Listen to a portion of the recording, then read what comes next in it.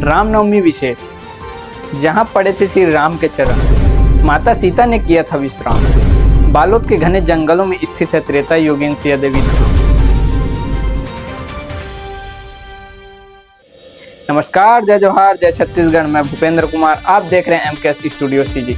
किंवदंती है कि वनवास काल में भगवान श्री राम, माता सीता और लक्ष्मण यहाँ रुके थे, इसलिए ग्रामीण माता सीता को आराध्य देवी मानकर करते हैं पूजा। छत्तीसगढ़ के बालोद जिले के घने जंगलों, पहाड़ियों और झरनों के बीच एक प्राचीन मंदिर स्थित है, जहां माता सीता सफेद वस्त्र धारण किए शांत मुद्रा में विराजमान है। मान्यता है कि त्रेता युग में वनवास के दौरान भगवान श्री राम, माता सीता और लक्ष्मण कुछ समय के लिए यहाँ ठहरे थे। कहा जाता है कि माता सीता के चरणों के निशान आज भी इस स्थान पर विद्यमान हैं। इन्हीं धार्मिक मान्यताओं के आधार पर स्थानीय ग्रामीण माता सीता को अपनी आराध्य देवी मानते हैं और उन्हें श्रद्धा भाव से सिया देवी या सिया देही के नाम से पुकारते हैं। श्री राम भक्त केवट की भी होती है पूजा। मंदिर में लक्ष्मण, हनुमान, राधा कृष्ण, भगवान बुद्ध और बुढ़ादेव की मूर्तियां स्थापित है। शिव पार्वती और गणेश जी की भव्य प्रतिमाएं भी हैं, जिसमें गणेश जी को शिवलिंग पर जल अर्पित करते हुए दर्शाया गया है। यहाँ श्री राम भक्त केवट को भी पूजा जाता है।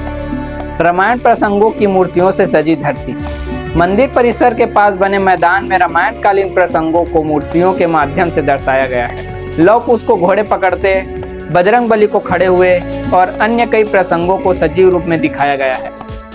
प्राकृतिक की गोद में वाल्मीकि झरना, मंदिर के पास बहता झरना वाल्मीकि झरना कहलाता है, जो इस स्थल की सुंदरता को और भी निखार देता है। गर्मी के मौसम में भी यहाँ ठंडक बनी रहती है।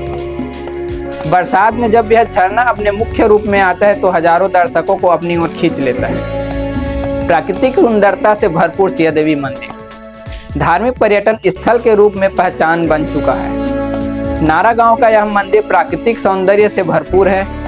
घने जंगलों और पहाड़ियों के बीच बसे इस स्थल का दीदार करने रोजाना सैकड़ों श्रद्धालु और पर्यटन पहुंचते हैं। सबसे बड़ा पर्यटन स्थल बनते जा रहा है। गर्मी के मौसम में भी यहाँ का वातावरण ठंडक भरा रहता है, क्योंकि यह स्थान चारों ओर हरियाली से घिरा हुआ है।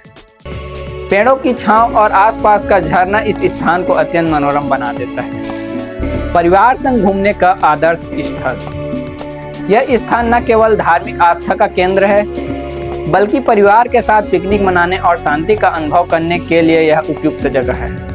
प्रदेश के विभिन्न जिलों से लोग यहाँ प्राकृतिक सुंदरता और धार्मिक आस्था दोनों का आनंद लेने आते हैं। झलमला से सिया देही तक आस्था का सफर। श्रद्धालु मां गंगा मैया के दर्शन के बाद झलमला से 18 किलोमीटर दूर नारा गांव में रानी माई का ऐतिहासिक मंदिर दर्शन करने पहुंचते हैं। फिर यहां से 6 किलोमीटर दूर नारा गांव के सिया देही मंदिर के लिए आस्था का सफर पूरा होता है।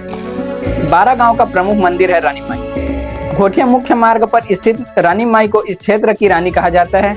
यह आदिवासी परंपराओं और रीति रिवाजों के अनुसार पूजा होती है। यह मंदिर के क्षेत्र के 12 गांवों की आराध्य देवी का प्रतीक है। और आगे विस्तार से जानकारी के लिए हमारे YouTube चैनल MKS स्टूडियो पर जाए और छत्तीसगढ़ के छोटी बड़ी खबरों के लिए हमारे Instagram और Facebook पर फॉलो करें।